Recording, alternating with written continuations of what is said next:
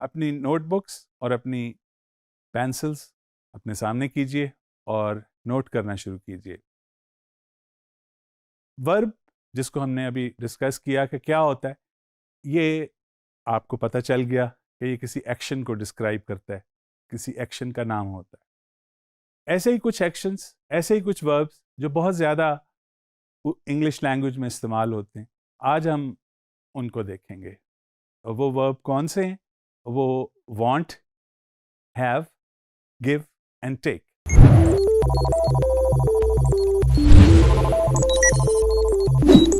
अब want क्या है? want चाहना, तो to have something, आप कुछ चाहते हो तो you say I want। आप एप्पल चाहते हो तो आप कहेंगे I want an apple। और आपका दोस्त कुछ चाहता हो, मसलन my friend मुजी wants to ride his bicycle। तो पहला यूसेज क्या है कि आप ये बताएं इस वर्ब की मदद से कि आप क्या चाहते हैं। अच्छा, ना सिर्फ ये कि हम चीज़ों को चाहते हैं, हम कुछ चीज़ों को नहीं भी चाहते, नेगेटिव बात भी करते। तो नेगेटिव बात इसमें कैसे की जा सकती है? I don't want, I don't want to eat, I don't want to go to school today. बीमार हो आप कहें तो कहना चाहें तो इसका नेगेटिव वांट का क्या है? Don't want. और अगर सिंगुलर सब्जेक्ट हो तो फिर doesn't want. Ali wants to play cricket या Ali doesn't want to play cricket. Want की एक और चीज़ के लिए भी हम इस्तेमाल करते हैं, जब आप किसी से कुछ चाहते हो कि वो वैसा करे। When you want somebody to do something. मसलन एग्जाम्पल देखिए आपके सामने है, my father wants me to clean the room. My father wants me to clean the room. इसमें हम क्या बता रहे हैं कि कोई आपसे क्या चाहता है। आप कुछ और भी कह सकते हैं, मसलन I want Ali to write a letter. मैं चाहता हूं कि अली एक खत लिखे। I want Ali to write a letter. फिर इसके अलावा हम किसी के लिए नेक तमन्ना जो हमारे दिल में हो उसका इजहार भी कर सकते हैं। जैसे माँ बाप चाहते हैं औलाद के लिए कुछ, तो या दोस्त किसी दोस्त के लिए एक नेक ख्वाहिश रख सकता है।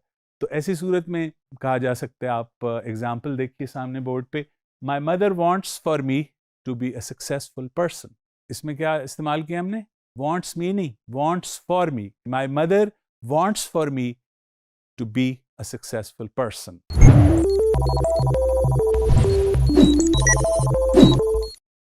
वॉन्ट के अलावा एक और इम्पॉर्टेंट वर्ब जो बहुत ज़्यादा इस्तेमाल किया जाता है वो है वर्ब टू हैव, होना, किसी चीज़ को ओन करना। I have a pen, I have a paper. तो हैव बेसिकली किसी चीज़ को ओन करने या किसी चीज़ को पोजेस करने के लिए इस्तेमाल किया जाता है।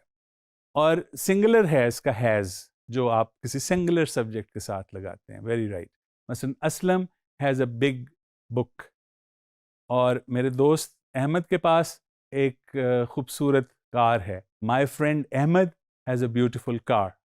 ये सारी यूसेजेस हैं हैव की। इसके अलावा भी हैव की कुछ यूसेजेस हैं। देखिए, इसको हम यूज़ कर सकते हैं खाने और पीने के सेंस में भी। वैसे तो कहते हैं ना, मैं अपना नाश्ता 6 बजे करता हूँ। आई डू या आई ईट माई ब्रेकफास्ट एट 6 AM। तो उसके लिए हम ये भी कह सकते हैं I have my breakfast at 6 AM। तो have as a verb to eat और ड्रिंक। ड्रिंक के लिए भी आप कह सकते हैं I want to drink a glass of water. तो have is also used in some other relationships. कुछ और चीज़ें हैं जिनके साथ हम हैव को यूज़ करते हैं। मिसाल के तौर पे हैव को हम यूज़ करते हैं to have a hair cut. आप बाल कटवाना चाहते हो तो आप क्या कहेंगे? I want to have a hair cut. अगर आप डिस्कशन किसी से करना चाहते हैं तो आप you may have discussion with someone. To have a discussion, to have a meeting, to have a holiday, to have a treat etcetera. तो ये भी इसका एक सेंस है जिसमें वर्ब टू हैव को इस्तेमाल किया जाता है। हैव के बाद दो और वर्ब जो बहुत इंपॉर्टेंट हैं, जिनके बारे में आपको पता होना चाहिए, वो हैं give and take.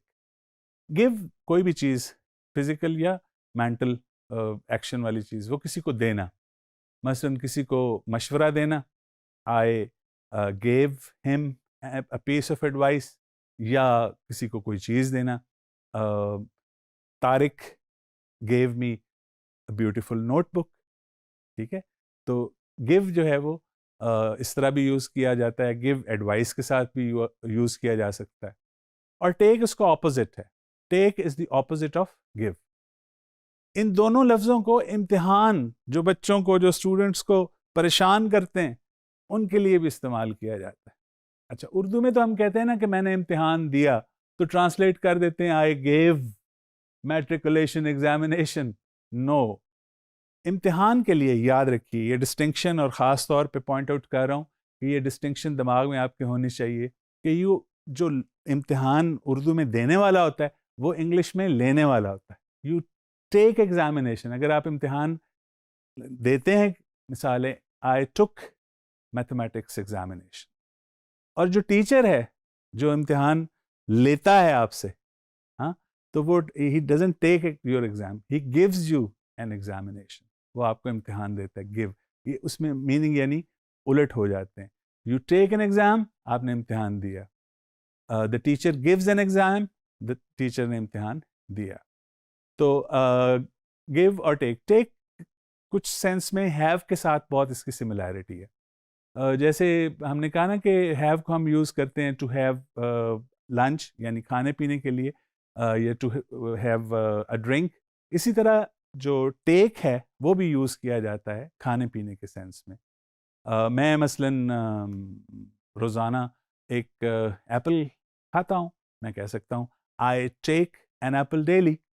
So take have की तरह, जैसे हैव ईटिंग के सेंस में यूज़, ईटिंग और ड्रिंकिंग के सेंस में यूज़ होता है, उसी तरह टेक भी इस्तेमाल किया जा सकता है। जैसे मैंने एग्जांपल दी, I take my breakfast at 6 AM, for example, I have my breakfast at 6 AM।